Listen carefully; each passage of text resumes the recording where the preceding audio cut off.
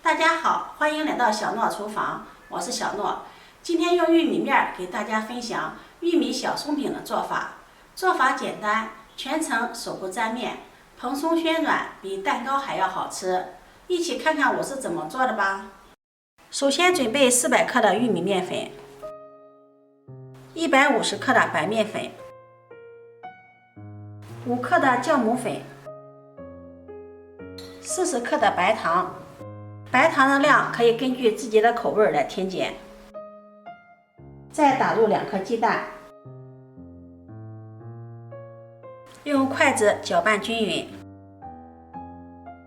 加入650克的纯牛奶，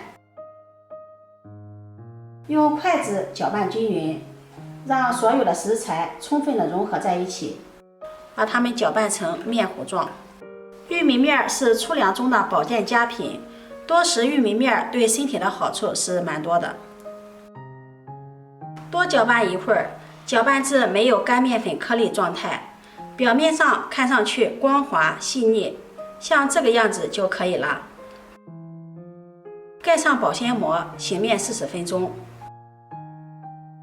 时间到了，我们打开保鲜膜，看一下已经满满的一盆了。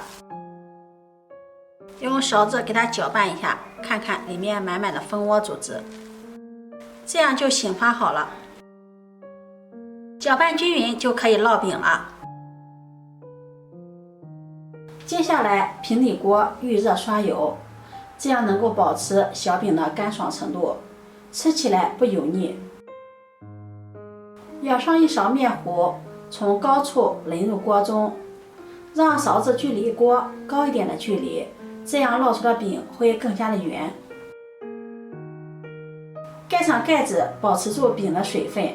记住，烙这个饼全程一定要用最小火慢烙。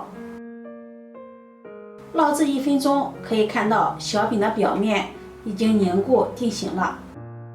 这个时候打开盖子，给它翻面，再烙另一面。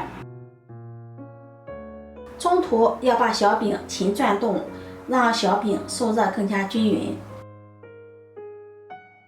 烙制小饼两面金黄，按压边缘回弹就可以出锅了。我们依次用同样的方法把面饼全部做好，装入盘中。这样玉米小松饼就做好了，两面金黄，和鸡蛋糕一样的颜色，蓬松柔软，做法简单，就算是厨房小白也能一次成功。自己在家做的干净卫生，无任何添加剂，既可以当做零食，也可以当做主食或是早餐饼。如果你喜欢，就收藏起来试试吧。喜欢我的视频，记得点赞、关注、转发，点我头像可以看到更多美食视频。我每天都会发布不一样的视频，我们下期视频再见。